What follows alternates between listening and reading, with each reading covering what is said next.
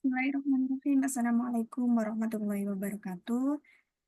Untuk hari ini masuk pertemuan 5 untuk mata kuliah etik ya, atau etika profesi, teknologi informasi dan komunikasi. Hari ini kita akan membahas mengenai cybercrime atau kejahatan di bidang atau kejahatan di internet ya. Nah, di sini untuk pengertian dari cybercrime sendiri pasti tidak lepas dari permasalahan keamanan jaringan komputer dan juga keamanan informasi berbasis internet. Apalagi di era global saat ini, hampir semua komoditi itu menggunakan atau memanfaatkan teknologi internet ya, baik web ataupun sosial media ataupun software lainnya, semuanya menggunakan internet. Jadi untuk semua komoditi ini juga tidak lepas dari ancaman cybercrime. Nah, di sini untuk informasi sebagai komoditi memerlukan kehandalan pelayanan agar apa yang disajikan tidak mengecewakan pelanggan. Jadi yang tadinya komoditi-komoditi atau bidang-bidang ini memanfaatkan internet eh, untuk memperlancar ataupun untuk agar pelayanan mereka ini mudah dijangkau oleh pelanggan mereka. Tentunya tingkat kehandalan untuk informasi ini juga eh, perlu atau penting ya dilakukan. Apalagi banyak kejahatan dunia maya eh, seiring dengan perkembangan teknologi yang begitu pesat. Nah, pada awal cybercrime ini didefinisikan sebagai kejahatan komputer. Jadi awalnya karena dulu itu belum banyak eh, media-media atau perangkat-perangkat komputer selain komputer itu sendiri, sehingga dulu awal mula munculnya cybercrime yang didefinisikan sebagai kejahatan komputer. Sedangkan menurut Mandel dalam Haryanto tahun 2012 disebutkan ada dua jenis kegiatan komputer crime atau cybercrime. Yang pertama adalah penggunaan komputer untuk melaksanakan perbuatan penipuan, pencurian, atau penyembunyian informasi yang tentunya untuk memperoleh keuntungan, uang, untuk bisnis, ataupun untuk kekayaan. Kemudian yang kedua, ancaman terhadap komputer itu sendiri, seperti pencurian perangkat keras ataupun software, kemudian sabotase dan juga pemerasan. Kemudian pada dasarnya, cybercrime ini meliputi tindak pidana yang berkenaan dengan sistem informasi itu sendiri. Tapi juga merupakan sarana untuk penyampaian atau pertukaran informasi kepada pihak lainnya. Di sini ada 5 karakteristik cybercrime. Yang pertama tentunya perbuatan cybercrime yang namanya kejahatan pasti dilakukan secara ilegal atau tanpa sepengetahuan orang yang memiliki sistem itu. Atau dia tidak ada hak dan pastinya tidak etis untuk melakukan cybercrime atau kejahatan tadi dimanapun, di negara manapun yang berlaku. Kemudian perbuatan tersebut dilakukan dengan menggunakan peralatan apapun yang terhubung dengan internet.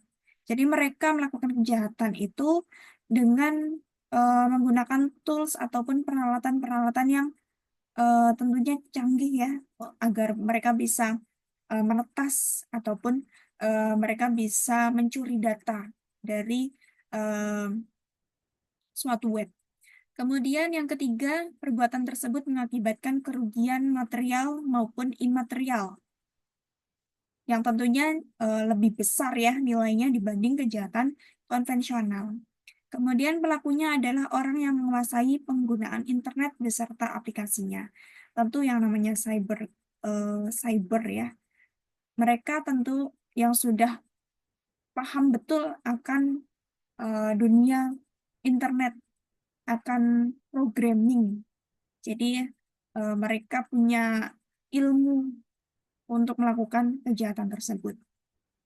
Kemudian yang kelima, perbuatan tersebut dilakukan melintas batas negara. Ada beberapa contoh, baik hacker dari Indonesia meretas web luar negeri, ataupun sebaliknya. Jadi memang perbuatan kejahatan ini bahkan sering dilakukan melintasi batas negara. Kemudian bentuk-bentuk cybercrime untuk klasifikasi kejahatan komputer, yang pertama menyangkut data atau informasi komputer. Jadi ada yang melakukan kejahatan, itu dia mencuri data atau informasi. Kemudian menyangkut program atau software komputer.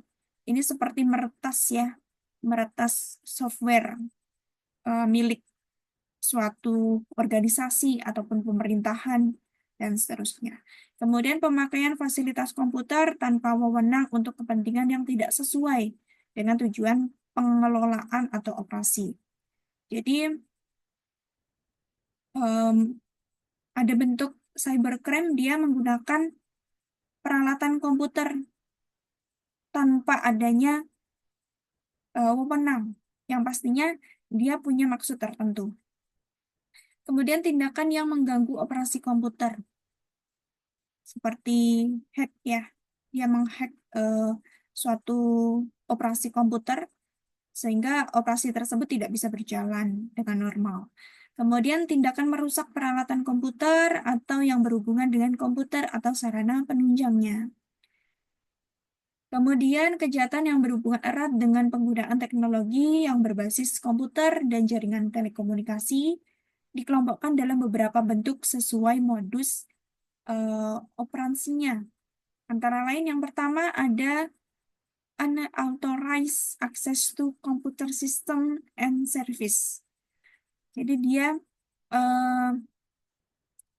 akses ya, dia tidak punya akses untuk masuk ke sistem, tetapi dia berusaha untuk memasuki sistem tersebut tanpa izin.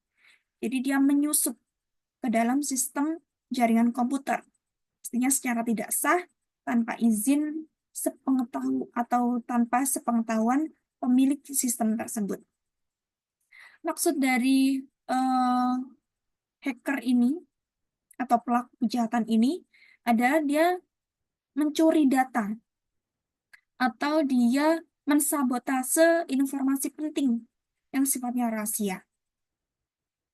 Atau juga dia tidak punya maksud untuk mencuri data, karena tetapi dia hanya ingin mengetes ilmunya atau skillnya. Dia merasa tertantang untuk mencoba skillnya untuk menembus sistem yang sudah punya proteksi tinggi.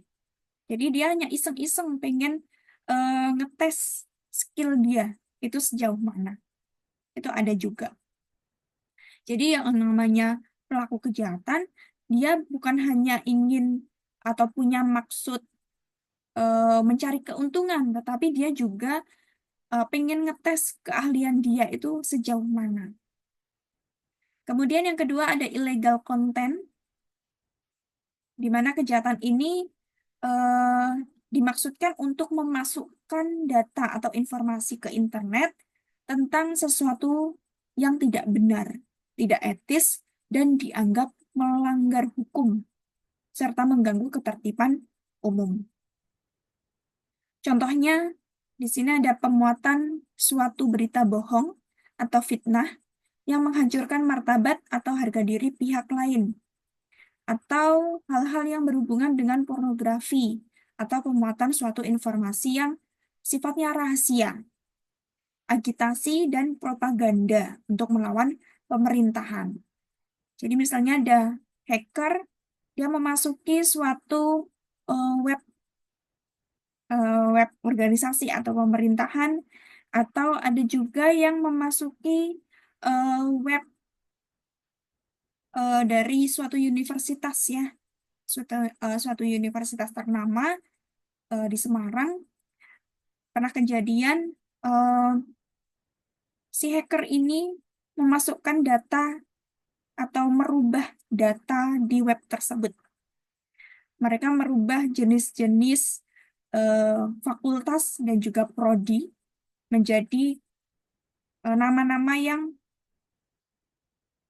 nyeleneh ya.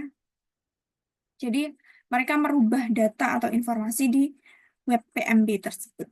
Misalnya seperti itu. Kemudian yang ketiga ada data forgery. Data forgery ini mereka si hacker ini memalsukan data pada dokumen-dokumen penting yang tersimpan pada script flash dokumen melalui internet.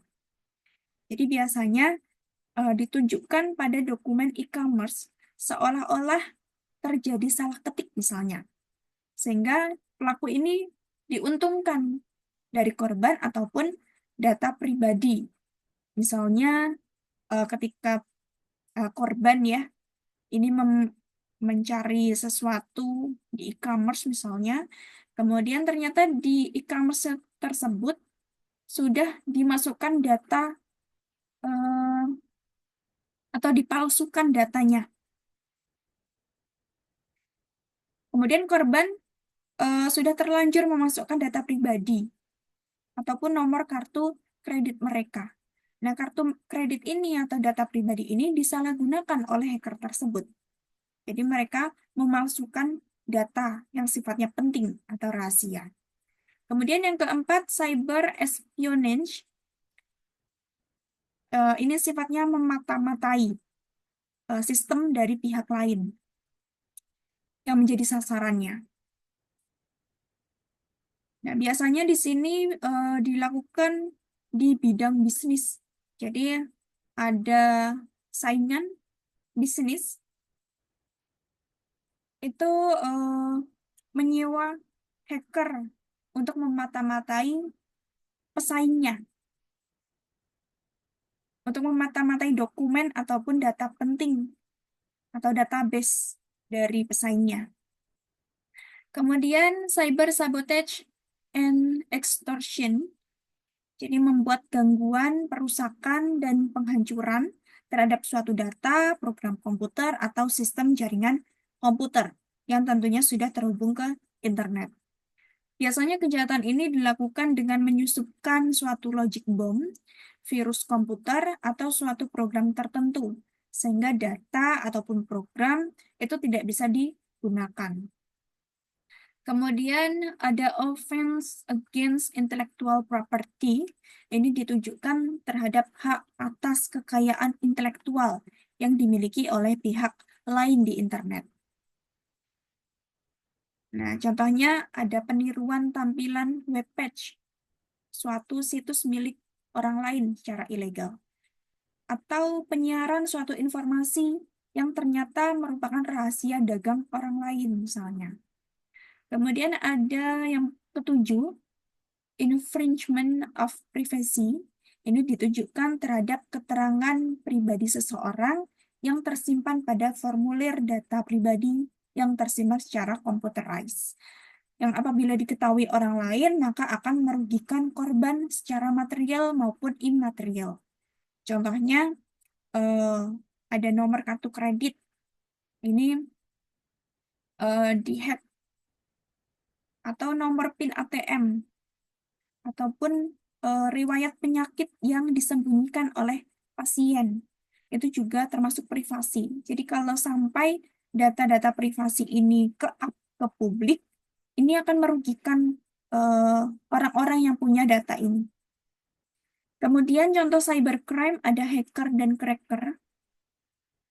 Bisa didefinisikan sebagai seseorang yang punya keinginan melakukan eksplorasi dan penetrasi terhadap suatu sistem operasi, yang mana mereka melakukan tindakan pengrusakan ataupun mencuri uang atau informasi. Jadi kalau hacker itu dia punya tujuan untuk meraup keuntungan. Sedangkan untuk cracker ini dia merupakan sisi gelap dari hacker. dia punya ketertarikan untuk mencuri informasi, melakukan berbagai macam kerusakan, dan dan sesekali waktu juga melumpuhkan keseluruhan sistem komputer. Jadi perbedaannya kalau tadi hacker itu dia tidak punya maksud untuk merusak apapun. Dia tidak mencuri uang ataupun informasi. Sedangkan cracker dia punya tujuan untuk meraup keuntungan. Jadi tadi ada kesalahan. Kalau hacker dia tidak punya maksud untuk merusak ataupun mencuri, sedangkan cracker dia punya maksud untuk meraup keuntungan, yaitu merusak ataupun mencuri informasi, bahkan melumpuhkan sistem komputer. Kemudian penggolongan hacker dan cracker. Yang pertama, recreational hacker. Biasanya dilakukan oleh netter tingkat pemula, yang mana dia hanya iseng-iseng pengen mencoba eh, kekurang handalan sistem. Jadi dia seperti ingin menguji atau mengetes skill mereka, apakah bisa memasuki sistem tersebut atau tidak. Kemudian kalau cracker, dia memiliki motivasi mendapat keuntungan finansial, seperti sabotase, pengerusakan data, bahkan melumpuhkan sistem komputer. Tapi kalau political hacker, dia em, merupakan salah satu aktivis politis atau disebut hacktivis yang melakukan pengerusakan terhadap ratusan situs web untuk mengkampanyekan programnya. Bahkan tidak jarang digunakan untuk menempelkan pesan untuk mendiskreditkan lawannya. Kemudian ada denial of service attack, di mana pada jenis cybercrime ini dia membuat suatu sumber daya komputer yang ada tidak bisa digunakan oleh pemakainya. Jadi dia seperti melumpuhkan sistem komputer.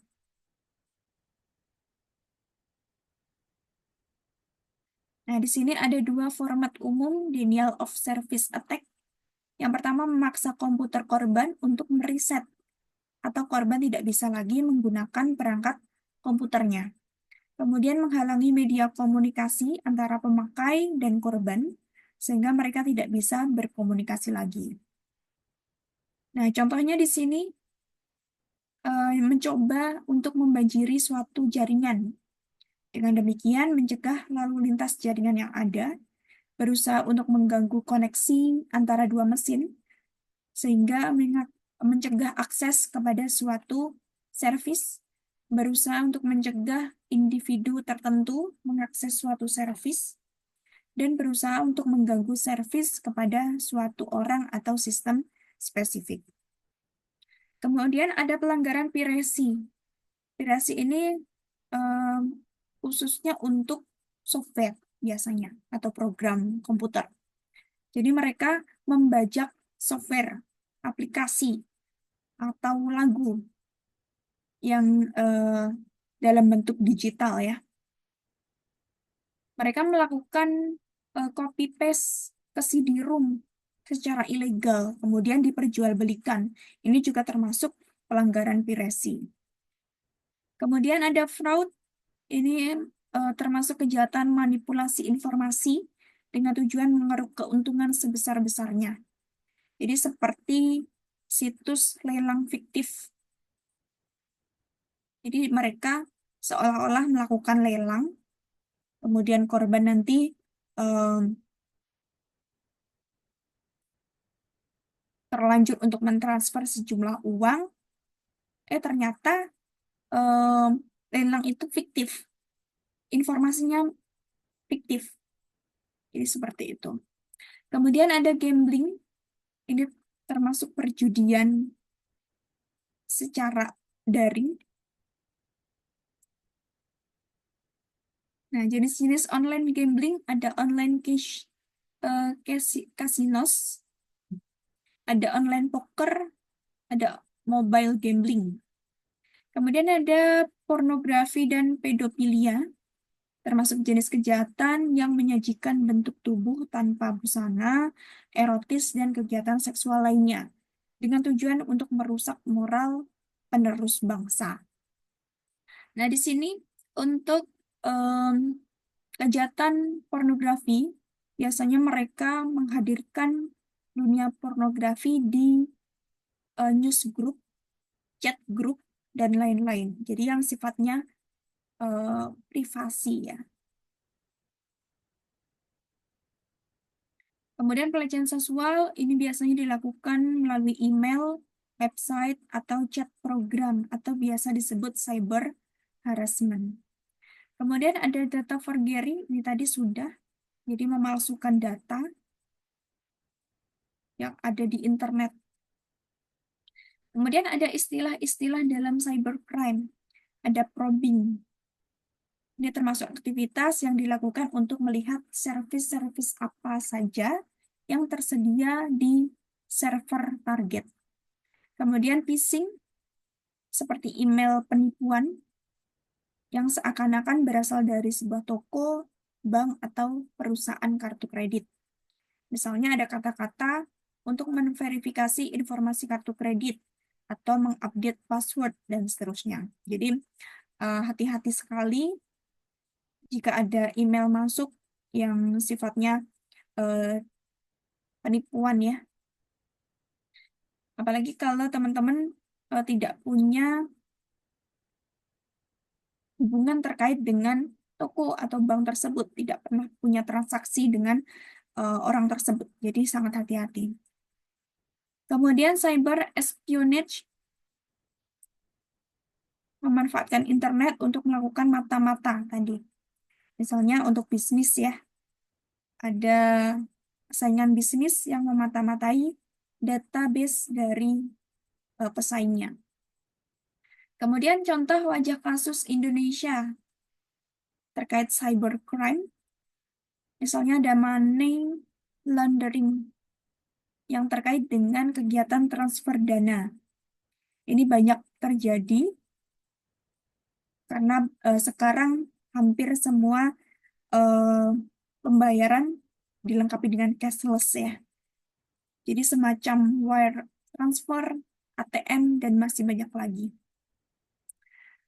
Nah, di sini metode transfer dana yang banyak digunakan karena sangat cepat adalah dengan RTGS atau Real Time Gross Settlement. Kemudian ada contoh kasus ketika krisis di Timur Timur yang sempat terjadi peperangan antara hacker Indonesia dengan hacker dengan Australia, serta hubungan Indonesia dan Malaysia yang memanas karena masalah perbatasan, di mana situs pemerintah Malaysia di-face oleh hacker Indonesia. Kemudian Malaysia ini mendeface situs pemerintah daerah di Indonesia.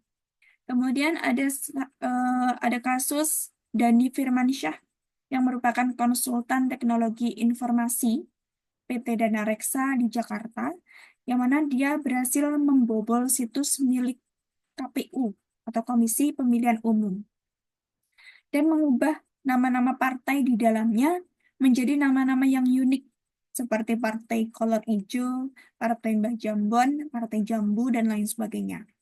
Kemudian Dani ini menggunakan teknik SQL injection yang pada dasarnya teknik tersebut adalah dengan cara mengetikkan string atau perintah tertentu di address bar browser untuk menjebol situs KPU. Kemudian Dani ini ditangkap pada Kamis 22 April 2004. Itu tadi hanya 3 contoh kasus cybercrime ya di Indonesia, dan masih banyak lagi karena memang banyak sekali hacker-hacker di Indonesia. Sehingga kalau teman-teman punya kemampuan yang mumpuni atau skill di bidang hack, itu tolong digunakan dengan cara yang positif ya. Misalnya untuk membantu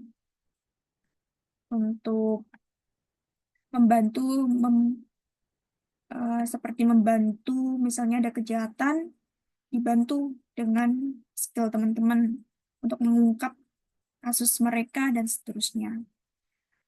Atau untuk membantu lebih mengamankan sistem